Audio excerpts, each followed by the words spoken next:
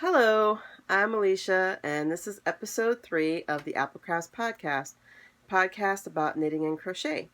You can find me on the social media webs as APLCrafts on Twitter and on Facebook, and then you can find me on Instagram as APLCrafts_mid_Tennessee, and I'm hoping to change that to APLCrafts Handmade. Hopefully it's not taken. I'll find that out later on today. If it works, then you'll find me there, but I'll have everything written down underneath. And I just woke up, so this was the only time in the day that I could do this podcast. So the gears aren't running. Just to let you guys know, you're in for a blast. And I forgot no, I didn't. My coffee's right there. Okay, good, because I'm going to need it. Okay, well, the agenda for today is finished objects, works in progress, things that I am wanting to make or recent cast-ons, yarn I've dyed, acquisitions, and all things personal. I should probably tell you where I'm filming from because I always forget that part for some reason. And then I mix it in with the rest of the podcast, and then I just assume that you guys are going to catch it. I'm in Middle Tennessee, where I live with my husband and my 2 grown kids. I say grown. One of them's in college. The other one's getting ready to graduate high school. We're hoping. I'm being serious. It's been all 4 seasons this week. We've had, 2 weeks ago, the end of 2 weeks ago going into this last week, I think it hit 70 degrees. And then it rained, and then it plummeted to the 30s, maybe the 40s. And then we had a tiny bit of snow, which was weird because we never get snow this late, at least since I've been down here. I've been down here 13 years. I never had snow in the middle of March. And today it's getting a little bit warmer. I think it's in the 40s today. Let me see. Nope, 39 degrees. Okay, just a little FYI for people who don't understand the weather in Middle Tennessee. By March, we're hitting 70, and then it just goes up and up and up until about November, where it starts to pretend that it wants to be fall. And then we have winter in December and January and February, and then it goes back to summer with barely a spring. So this is really weird for us, in my experience anyway. But on to the knitting, right? Because that's why we're here. Finished objects. So, finished my Abalone shawl. All done. There we go. Ooh, what is that? Oh, piece of fuzz. Okay. So if you watched the last couple of podcasts, I pretty much followed this spot on the pattern. It's a free pattern on Ravelry by Carle Dehning. And I followed it, this section here, this one, and this one. And then I started adding rows from here all the way down. Now, if you notice, that bottom part is a little short. And let me tell you why. By the time I got about here on that last section, it took me 50 minutes to an hour to knit one row and then purl back. I was like, I can't do this anymore. I was starting to hate this shawl, and I didn't want to deal with it anymore, and I wanted to just throw it away. Not literally, because I don't believe in throwing away your yarn, but you know what I'm saying. So I just decided that I'm just going to go ahead and finish the contrast. If you can see that. Yeah, there we go. And I'm happy with it. Even though it wasn't the way I wanted it to go, even with the modifications, I'm happy with the way it turned out. I used loops and threads, wool-like, and purple. I don't have a skein of that here. I don't have the label. It's a acrylic nylon blend, and what I like about it, as you can see, is it has like this awesome drape, and it's like super soft. It's good for people who have a sensitivity to wool, because then you can still have something pretty and not have to worry about breaking out or anything. I knit it on US 3.25 millimeter red lace chiagu, and I don't know if I wrote it down. I think when I measured it from tip to tip, here, it's past me. I'm not even 5 feet tall, so this is about 70 inches from tip to tip in the wingspan, and I don't think I measured the depth, but it's pretty deep. It's probably about at least 24 inches, I would think. And at the end, oh boy, 564 stitches I bound off, guys. 564. So I was over this thing, but it's beautiful. And it's kind of funny because there's just miles and miles of stockinette. And by 3/4 of the way in, I was like, oh my god, I don't even want this anymore. Why did I knit this? This is boring. Blah, blah, blah. And then I bound off, and I was like, hey, this is so pretty. Oh my god, I'm so glad I'm done. Ah. So I'm glad I did it. I would highly recommend this pattern for anyone who is new to shawl knitting. You can know how to do the knit stitch, purl stitch, and yarn overs. Yeah, it's a very easy pattern to read. So I have absolutely no problems with that pattern. But I think when I started this shawl, which was maybe a little over a month ago, I had already moved on to harder things, and like I said before, I like to do things that are going to challenge me, and this no longer challenged me, so that's why I was bored and just wanted it to get done. But it's nothing about the pattern, that's just me. But I'm glad I did it. So yeah, that's all I have to say about that. And my other finished object, which I probably should have put, I got mannequin heads up here. Oh, by the way, I should probably address the background. Maybe I should move it a little bit so you guys can see without getting you sick. It's not done yet, but we're getting the shells built. Yay!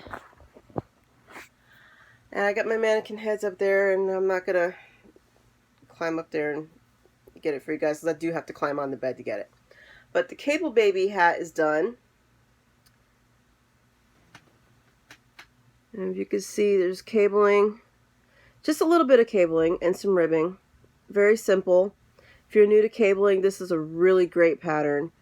It's actually originally meant for babies, but I just modified it. It's a 14 stitch repeat, I believe. I don't think I wrote that down, but it's a 14 stitch repeat. Free pattern on Ravelry by Pamela Allen. So I just did the math and did it to 22 inches. And the hat is meant to actually be worn stretched out like this. And since it's for my husband and his head was about 22 and a half, 23, it fits perfect. So I just went taller in the hat and then did the decreases. And then the top part is different because in the pattern it's got like a little stem that you tie up, and I didn't do that. I just bound off. It came out pretty decent. I don't know, but it was good. Definitely gonna try some more cable hats. I don't think cabling is my thing, really. I think I'm definitely more attracted to lace. But I do like the look of cables, and I want to learn how to do cables, or more intricate cables. And there's a ton of them on Ravelry. Most of them are paid patterns, which is fine. But yeah, I think I'm going to try sometime this year another cable pattern that's just a little bit harder than this one. And this yarn is a yarn that I dyed from Knit Pick Stroll. I thought it was fingering, but it might actually be sock. But yeah, I dyed it in silvers and a little bit of black speckling. And I really like this color. I think I'm probably going to repeat it at some point when I do some more yarn dyeing in the middle of summer.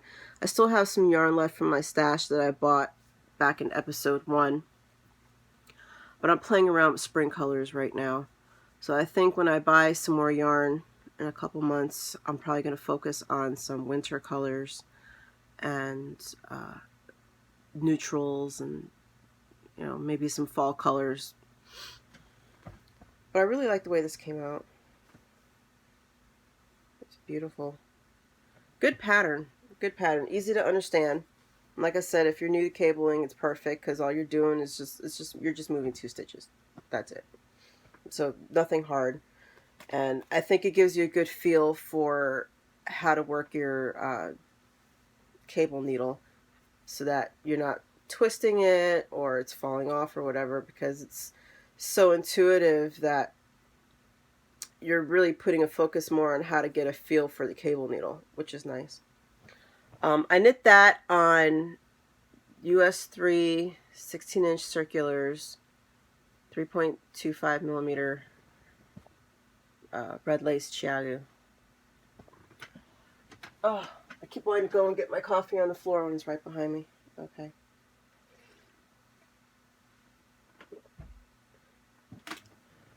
Okay. The other thing I've been doing that's sort of a finished object, but not really. It's not even really a half object, because what I'm doing is I'm getting rid of all my cotton yarn. And so I only have 2.5 colors of finished object dishcloths. Because I just have a ton of cotton yarn I want to get rid of, and I don't know if I ever want to knit dishcloths again after this. But I just wanted to get like 2 different patterns that were different from each other, but were easy enough to do that I'm not sitting here trying to do an intricate pattern on a dishcloth, because it's a dishcloth. It's going to get nasty in like 3 uses. So I chose, hopefully you can see it, it's like this grid-like pattern. These are not block, by the way. They're 8x8. This pattern I found on Pinterest. I don't know who designed it, but it's a free pattern I found on Pinterest. And I have this in the blue and in the black. This is the back. Oh no, I showed you the back first. Sorry. Let me show the blue one because it comes up easier. Okay.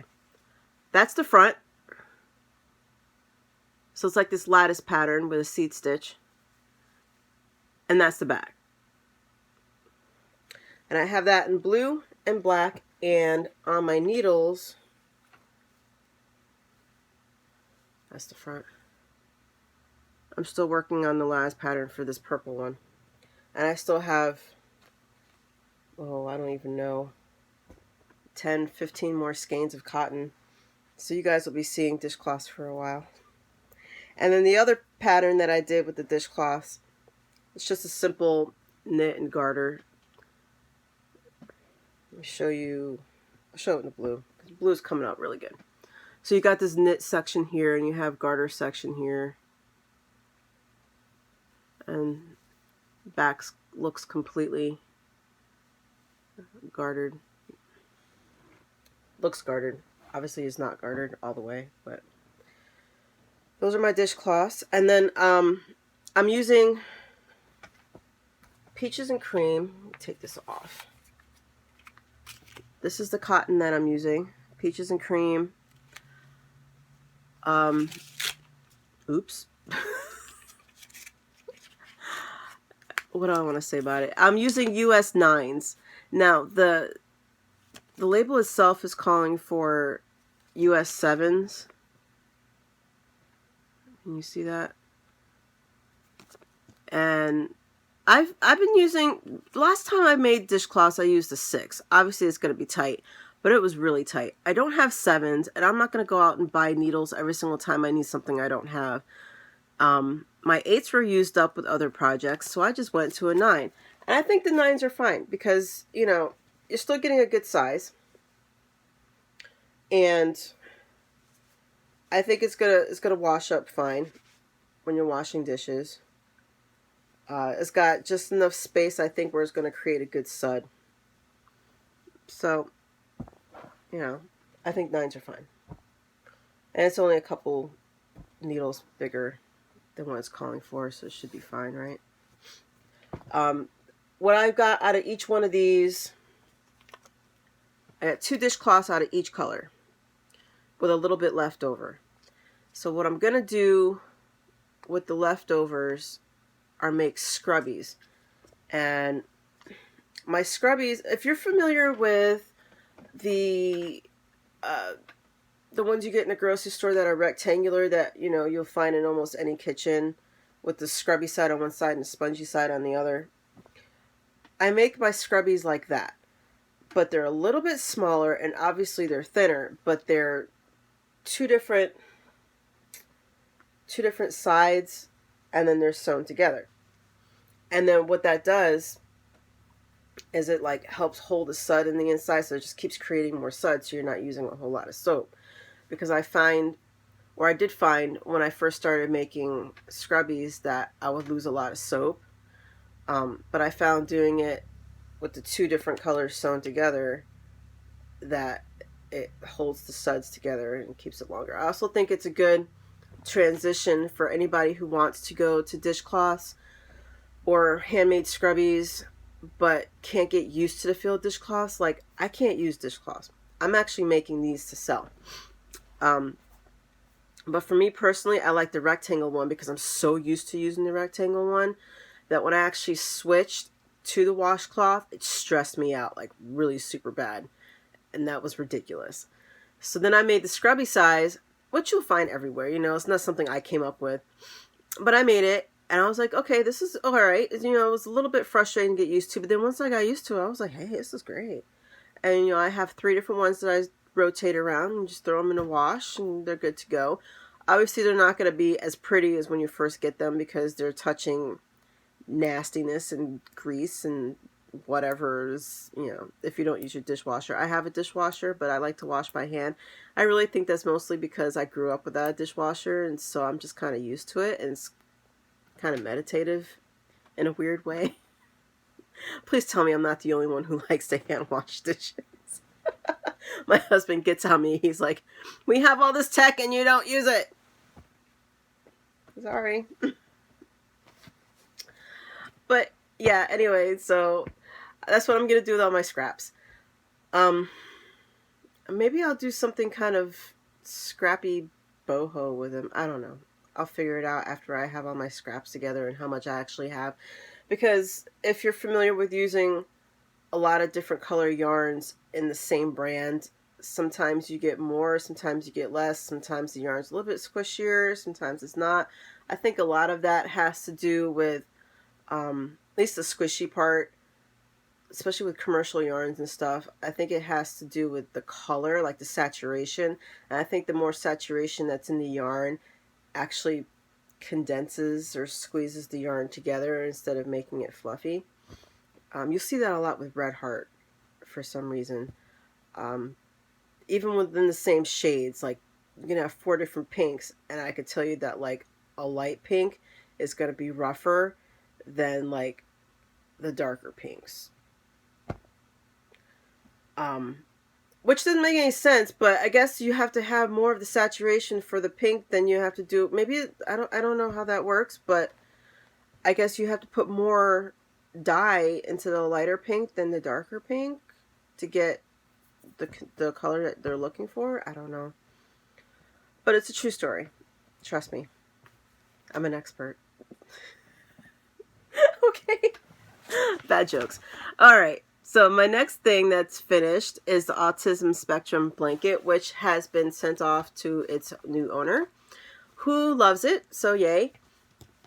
I will enter a picture here of the finished object.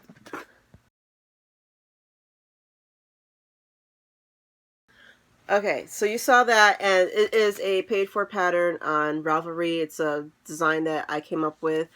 10% of proceeds for each pattern that gets purchased goes to the Golden Hat Foundation.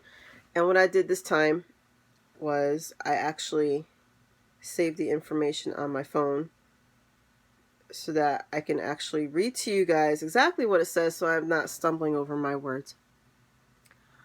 We at the Golden Hat Foundation believe that despite the behaviors and communication difficulties of people with ASD,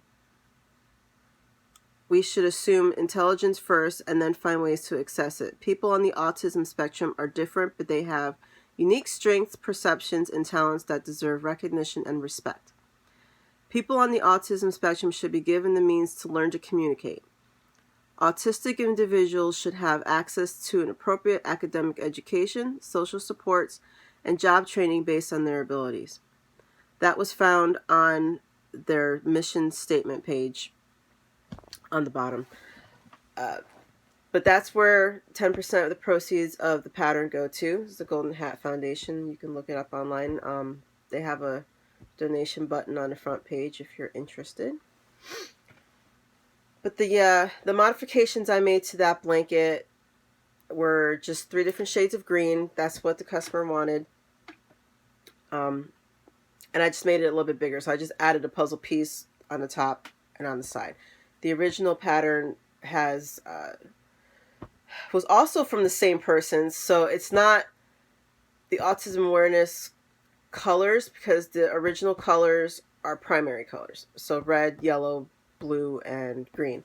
Whereas this one, she had 2 different blankets that she ordered and she wanted to have some additional colors put in, but still keep the theme of the autism spectrum colors. So that's why when you look at the original pattern, it's not going to have just the 4 colors. So in case you're wondering why does it look like that, that's why it looks like that. But you could always modify it. I actually put a diagram in the pattern of the way you draw out your colors, because you can change the colors any way you want. So I made it where you can change the colors, how you play around with it. So if you wanted to do 4 colors, you can play around with it. You just go and paint and you figure it out from there. You make yourself a grid and you figure out your color spectrum. I have a cat behind me. And you just go from there. So easy peasy. The only part that's hard is stitching all the pieces together, which is a bit of a pain. You want to say hi? No? You want to say hi? Come here. Say hi. This is Gizmo. Hi, Gizmo. Okay. Honey, you can't be up here. Ugh. Can't be up here right now, sorry. No, you could be on the chair. Can't be on the bed. No. Oh my god. You know, we put these shelves up last night. We're not finished yet, but we put the shelves up and she was already on the bed figuring out how she was going to get on the shelves. I'm like, no, let's not do that. I may actually have to, I'll be right back. Okay. I'm back. She really was not giving up, so I really had to, I can't need, she can't be on here right now. This is not finished. It's not safe. Yeah, I showed you guys earlier. I'm supposed to have shelves on both sides, and we only got this far today, and yeah. All right, new cast-ons. So my new cast-on that I've just started a few days ago is another free pattern on Ravelry called the Maderia sleeveless top. I will put a picture of it right here. And I decided I was going to do that in a hunter green. And I don't know what the original... Oh, I did write it down. The original yarn is a worsted. And I'm using Knit Picks Brava Sport. Right there. And colorway is Hunter. Oh man, it's blowing up. And I'm using, this says that on the label, it's saying that suggested needles are a number 3 to a US number 5. And I started working on a design that's actually using the same yarn on a US 5, and I think that's really super tight. And I'm like, I'm not using that for a garment. So I switched to 9s. No, these feel like 8s. I think these are 8s. Yeah. So I'm using 40-inch Chiagu red lace US 8s. I don't know what that is in millimeter, but next time I talk about it, I'll get that written down because I didn't do that this time. Man, my face is itchy. Oh, I think it's from the cat. This is as far as I've gotten. So not much, just a few rows. And obviously it's going to be blocked because even though it's got a couple rows of garter, which is supposed to, I guess, stop from curling, it's not. So I'm going to have to really pin that down when it's done, which is fine. It's whatever. And it's giving me a good fabric. I don't know how well you could tell that seeing as there's so little on here right now. But it's giving me a good fabric. So I'm going to keep going with this. And we'll see how that goes. This is actually the first time I've ever made a garment for myself. I knitted my first sweater a couple months ago. And it was rough. It was not rough to construct, but it was rough looking. It wasn't for me. It was for someone else. And I told him right away, I said, look, I've never done a sweater. It would be a prototype.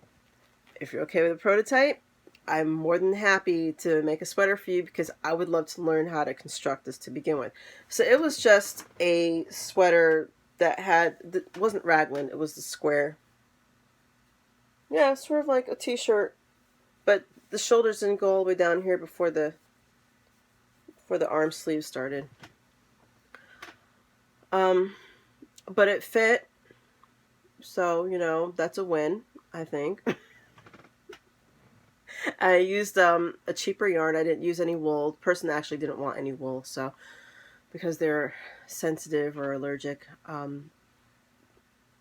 So yeah, that was definitely a very good learning experience. I'm glad that they gave me a chance on that. So that has encouraged me to move on to other garments. So this is the one that I'm going to do next. I'm probably going to modify the sleeves and make them thicker. The pattern for the size that I'm knitting up calls for a 3-inch sleeve or strap. I'll probably measure and see if that's going to work. I might go 4 inches or 3.5. Well, depends. We'll see what happens when I get there. Man, she really made my face itchy. That's so weird. Okay. All right, what else do I have? I dyed some yarn a few days ago. And last time when I showed you guys yarn, I was working on tonals. Well, this is sort of the same thing, but I wanted to do a gradient. So, see how I can line this up to show you. So what I did was I got some purple and just kind of spaced it out as I'm putting each skein in the kettle, so I can get my gradient. And then I just I added pinks and blue, and see how I can do this. Oh, that's coming out good. That's what I came up with. Yeah, that's coming up pretty good on the screen. So that's my gradient. And I finally have a name for all of them. So this one is Ichiban. So everything that I dye is named after something that you would find in a vegetable garden, flower garden, anything to do with gardening, because while I'm not all that great at it, it's my hobby outside of knitting and crocheting and stuff. So this is Ichiban And this has all the stronger colors of the blues and the purples and the little highlights of pink.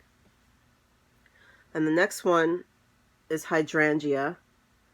So it's a little brighter, but it still has, like, the pinks are a little bit brighter. And there's still subtleties of blue and purple. And then it goes into African Violet.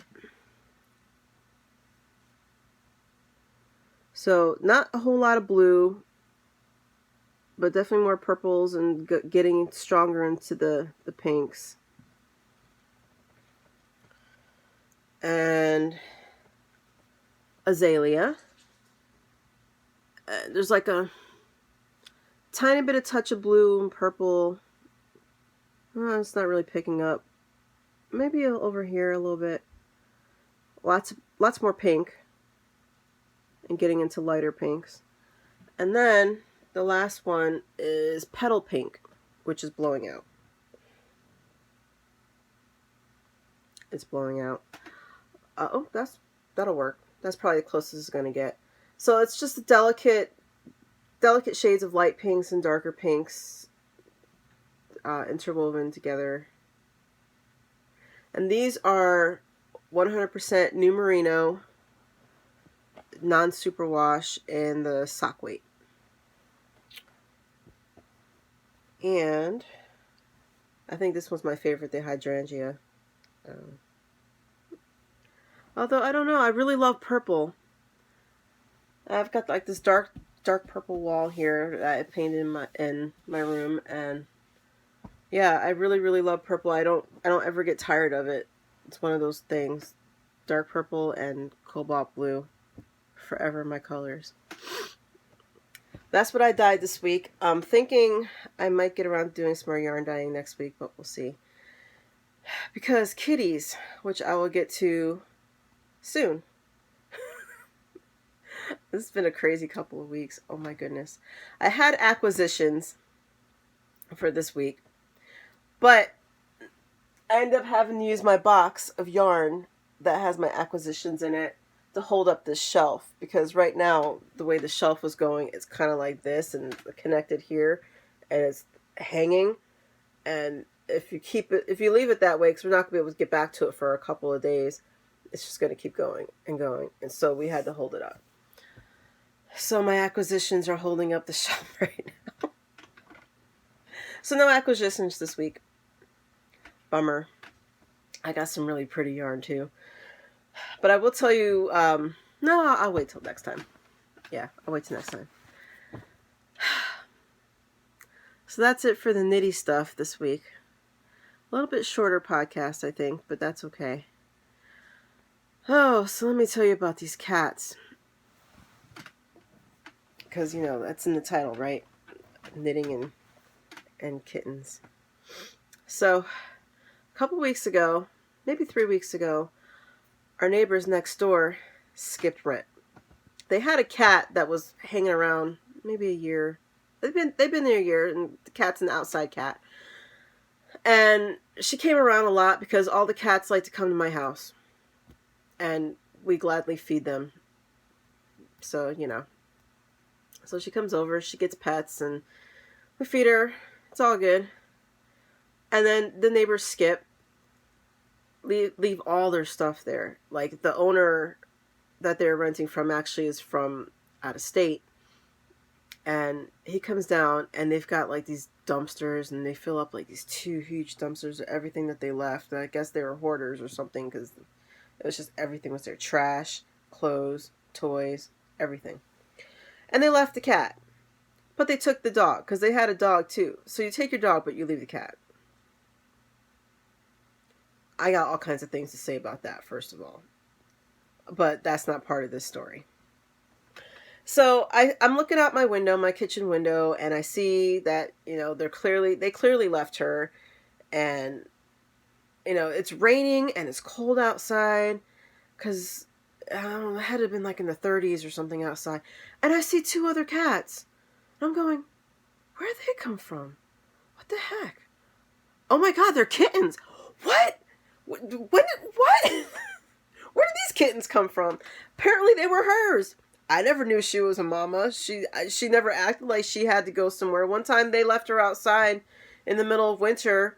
I think it was January or something. It was like 10 degrees outside. We brought her in.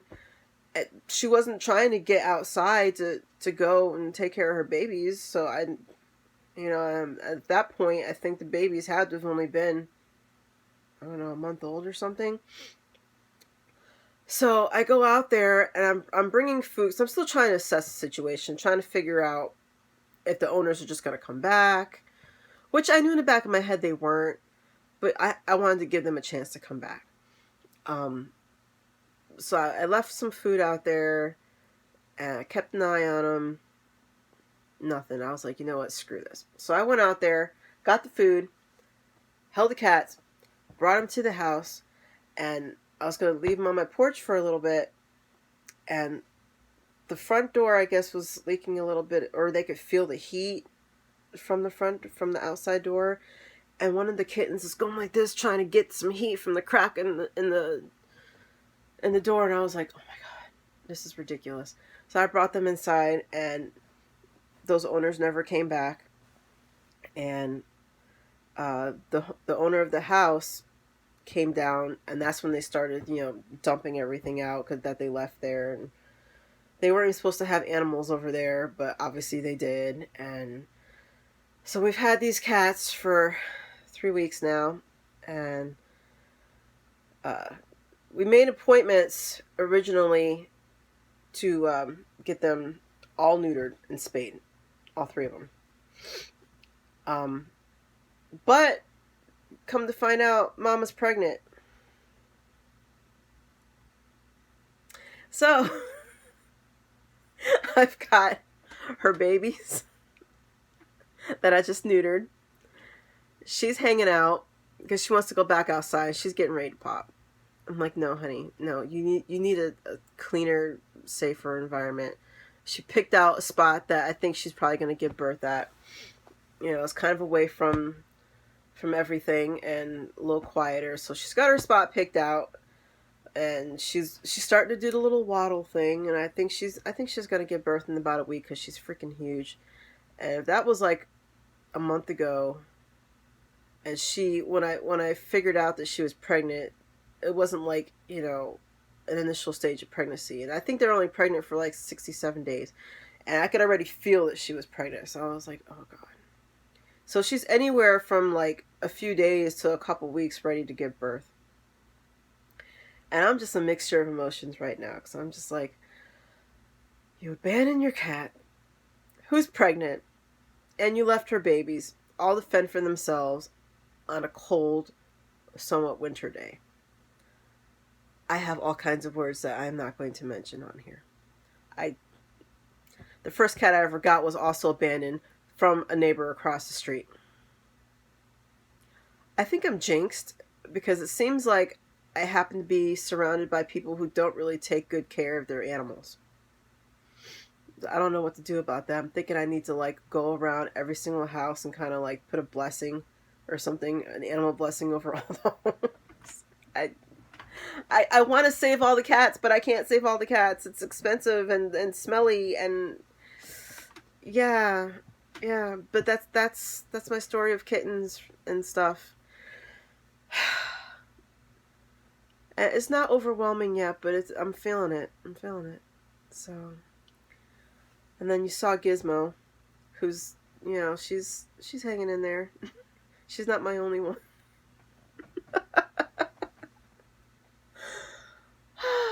Yeah.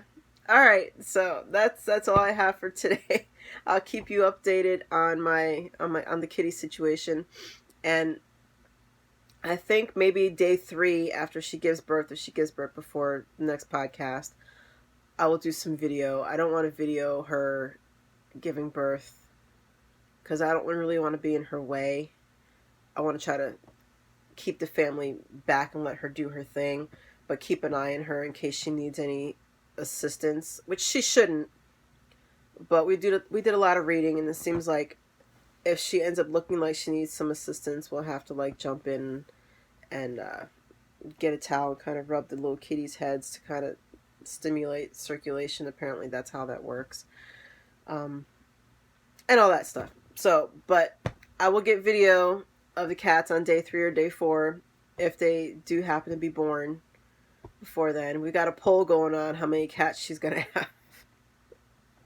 So I'm going for 3. I think she's gonna have 3 babies. My husband thinks she's gonna have 4, and my college student son thinks she's gonna have 2 because she had 2 originally.